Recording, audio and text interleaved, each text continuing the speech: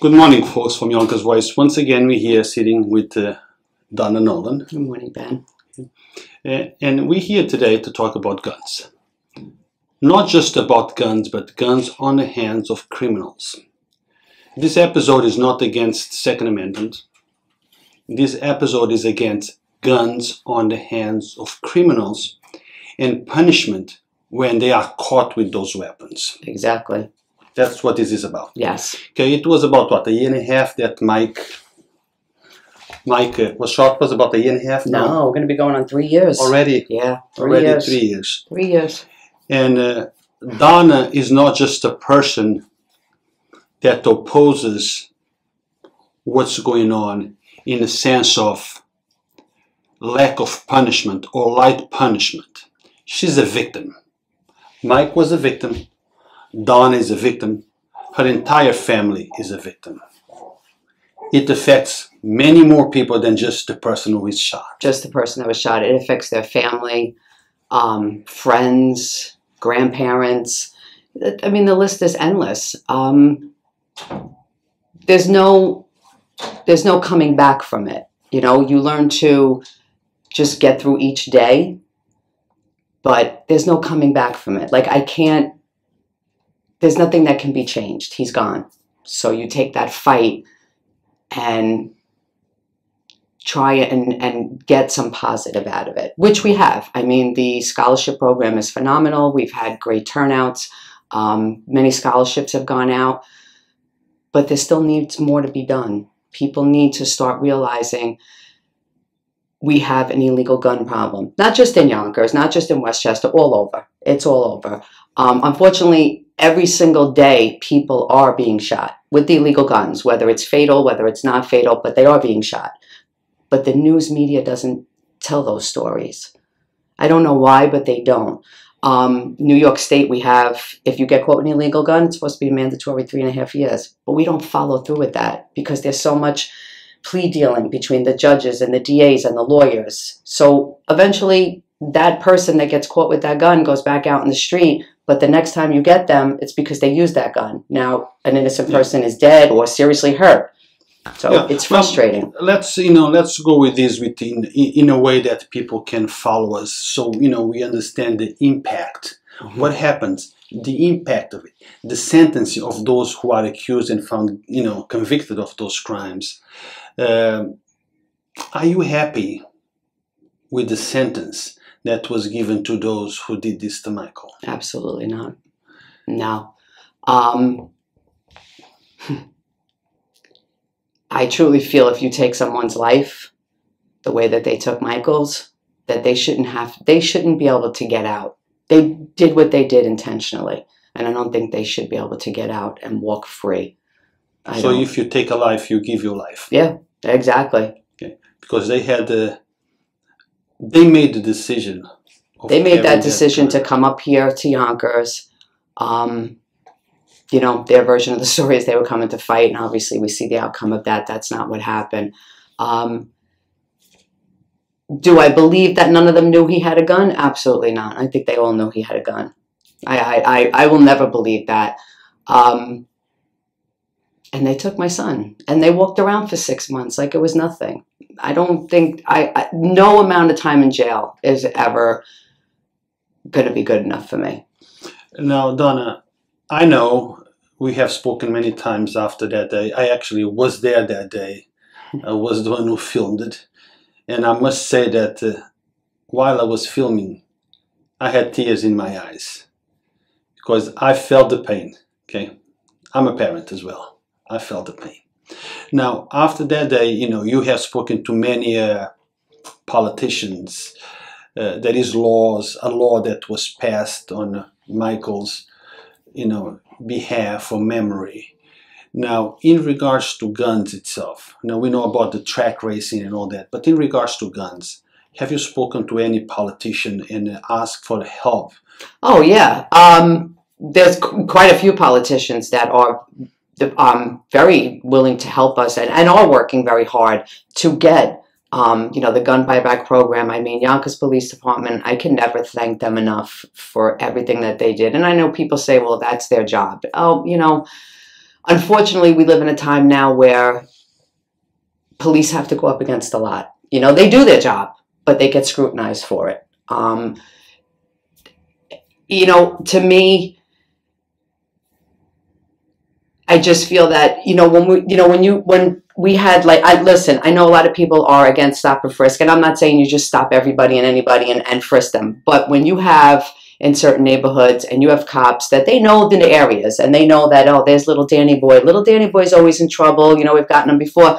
If they feel that, you know, maybe Danny boy's not doing the right thing right now, they should be able to stop him, talk to him, you know, check him out. Maybe he's got a gun on him. Maybe they can get that gun off of him before he goes and uses it.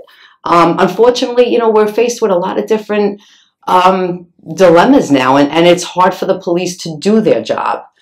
But Donna, but let's remember that the job of the police department is not to make laws. I'm not. Right. It's just to enforce the law. Enforce them, but how do they enforce them when they're always in the same sense? And I'm not sticking up for every cop that's out there, because I'm sure there's people, there are ones out there, but the ones that are out there doing their job and they're doing it by the book shouldn't be scrutinized because someone wants to start screaming, you know. You took my question in the wrong way. I do appreciate them. I know they do a great job. My perspective on how police department and police officers work has changed drastically since I've been doing this. But my point was this: maybe we should go after those who make the laws. Oh yeah, definitely. Maybe we should go after them for not making laws that would enable police department to do a better investigation and to minimize crime, and also deal with those who committed the crimes after they get caught and after they get convicted. Your son's killer, in a few years you will be walking away. Who made those laws? Not the police department. Not the police. No, they didn't. But we do have. And that's where you get frustrated too, because in New York State, when you get caught with an illegal gun, it's supposed to be a mandatory 3.5 years. Police will get the kid with the gun, they arrest him, he goes to court, and now we start plea dealing. You know, he comes from a troubled home, he comes from a good home. His parents have money, they don't have money. He's never been in trouble, he's been in trouble 25 times. But we plea deal and we go back and forth. Now that same kid is back out on the street, but the next time you get him, what ends up happening? There's either someone seriously hurt or there's someone dead. If you make that statement, whether you use the gun or not, whether it's your first time or whether it's your 50th time, you get caught with an illegal gun, it's the law. And we need to start abiding by those laws. And yeah, we should be holding the people that make those laws accountable. Until it happens to you and it affects your family, I don't think people realize what it actually feels like. Like, I sit every day and I think I'm never going to see him again. Like, he's never coming through that door. And for what? Like, I go over in my head that night, that phone call, 3 weeks in the hospital. I go over everything saying, what could have I, as a mother, have done different to maybe stop it? But there was nothing I could do. Nothing. Now, have you spoken to our elected officials, meaning Shelley Meyer? Shelley Meyer, yes. Andrea Cousins. Yes, we're working very closely with both of them. Christopher Johnson, Virginia Perez. Me and Christopher Johnson have like that love-hate relationship. I love him to death, but we don't agree on everything. And in regards to guns? Yeah, in regards to gun, I understand where he's coming from. He feels if we can get the bigger fish that are out there. But it's not the bigger fish. This isn't a gun ring that's going on. These kids are just buying guns off the streets and doing what they got to do with them. Shelley Meyer has been a phenomenal support system for my family. I can't even thank her enough for everything that she does do for us and stuff that she's, pushing along to try and get it tightened up. But I think as a community, we talk about the quality of life in Yonkers. Well, it is important. Nicer weather is coming. It's coming. It's going to be here before you know it. And everybody's going to be hanging out. And, it takes maybe just that one stupid argument or even for somebody to look at each other now before you know it. So I just feel that if we as a community, you know, get out there and enforce things more, like, you know, I feel bad, you know, kids, you shouldn't have to worry if your kids are playing on a playground or you walk into the store that gunshots are going to be shot off and an innocent person is going to get hit. It's tough. It's a tough thing, and I just wish more politicians would be more vocal about the illegal gun system. You know, and that's what I don't hear. I'm not trying to listen. I'm all. You want to be a responsible gun owner? That's great. You know, if you're a responsible gun owner, that's fine. My heart goes out to all the people in Florida, Connecticut. But we have an illegal gun issue, and if you took, like I said, if you went just in the 5 boroughs from a Friday night to a Saturday night, and you looked at all the shootings that happened by illegal guns, you'd have a mass shooting every single day. That's right. Now, back to our elected officials. Love-hate relationship with Christopher Johnson, yeah.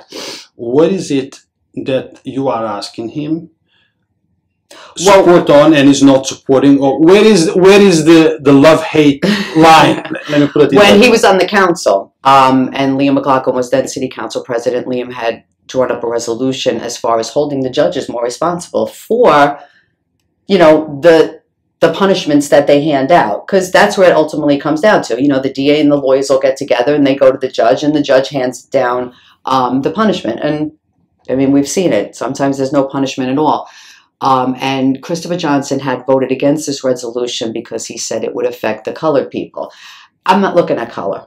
I'm not looking at color, race, religion, nothing. To me, the bottom line is it's illegal guns. I don't care if you're purple and your father's the Pope. If you have an illegal gun, you need to pay the price.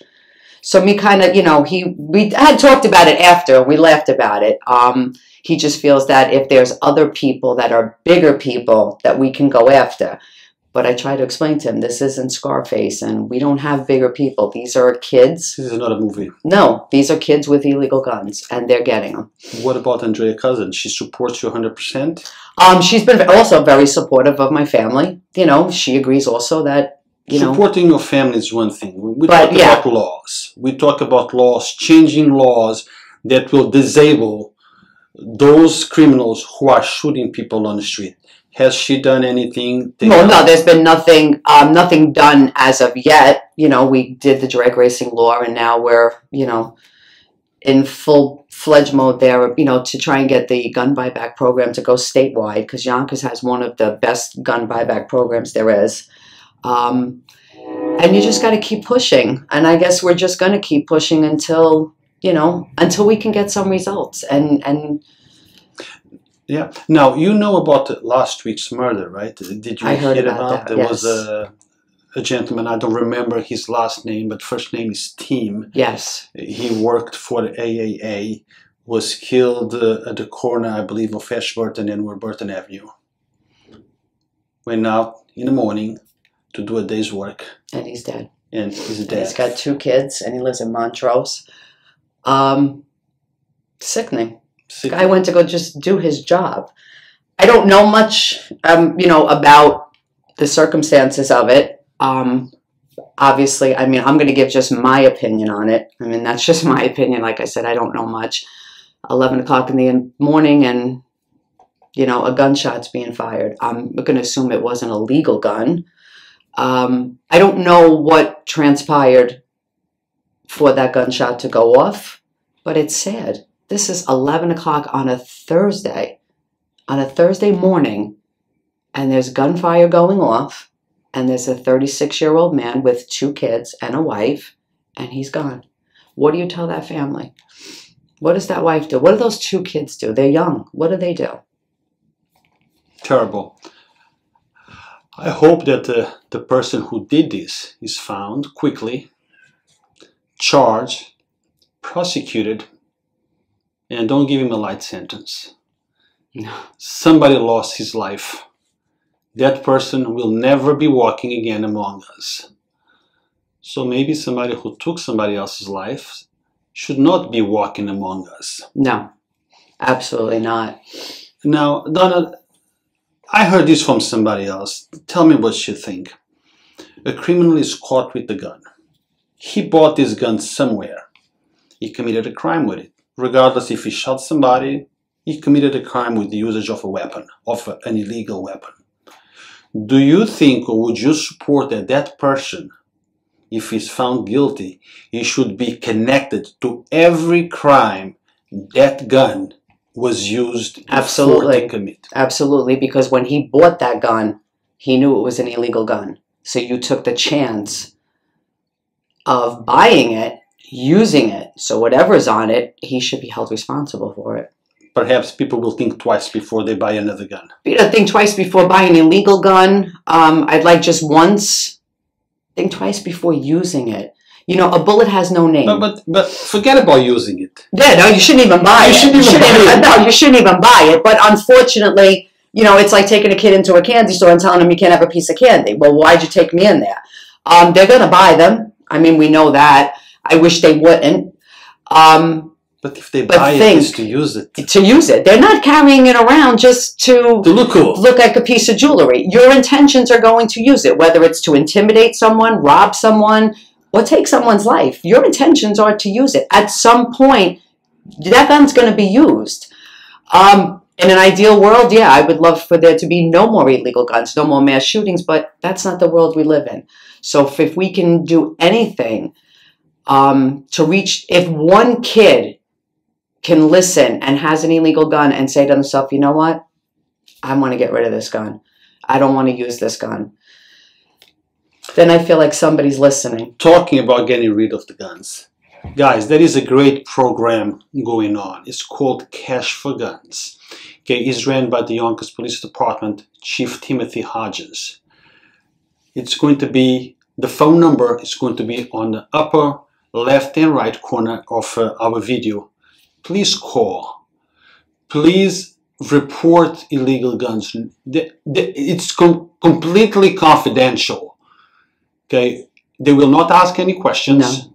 Okay, it's go through a process, numeric. They give you a number. Once the gun is recovered, they give you another sequence of numbers, and then you go to the bank and cash in. Motivate your friends to call and report or return those guns. Do whatever you can. Don't just complain. Don't just comment on Facebook against guns. Do something about it. Be part of the solution. So it's Cash for Guns. We will post the number on our with this interview so you can call. Now, Donna, is there anything that I did not ask you that you would like to address, that you'd like to see happen? Take this opportunity. No, I think we pretty much covered it. I just want people to know that, again, Yonkers has one of the best gun buyback programs. If you know somebody with an illegal gun or you have one, get it off the streets. Bullets have no name, and the minute you pull that trigger, there's no turning back. And you don't realize the extent of the lives that are ruined. The victims, their families, their friends, but then your family. You know, what? You're ruining your life, and it's not worth it. It's not. Too many young people are dying, and we have to take a stance and do something. Correct. So, guys, if you buy a house, if you own a house, and you go through the basement, you find an old weapon, a gun, or if you see a gun on a garbage container, don't just ignore it. Call in, report, get your cash, and at the same time, you might be saving a life. Because that gun will never be used to kill a person. No. Never. Never. Got to make a stance. You got to make a stance. Well, Donna, thank you very much for your time. Ben, thank you for always covering this. Yeah, and you know, anytime you need us, this is just not your fight any longer. This is everybody's fight. It's everybody's fight. Everybody that has kids or anything, just, it could happen to anybody. I never thought it would happen to my family. Exactly. If I had given you this interview, or if we had spoken about maybe 3 or 4 years back, you would never think that you would be today sitting there and talking about this. No. So this can happen to anyone. Anybody at anybody's family. Any place. Like you said, bullets have no name. They have no name. So you stopping on a red light, on your merry way, And everything can change at this moment. Change in a complete second. Everything could change. Perfect example. The guy went to go to work on Thursday morning. His family's making his funeral arrangements. That's correct. So this goes to Tim's family. We give you our deepest condolences from everyone at Yonkers Voice. We feel your pain, we hear your pain, and we understand exactly what you're going through. So we are sorry for what happened. Yonkers Voice, stay tuned. We are always covering things that are interest of the community, and we stay focused on things that really matter. Stay tuned. Thank you.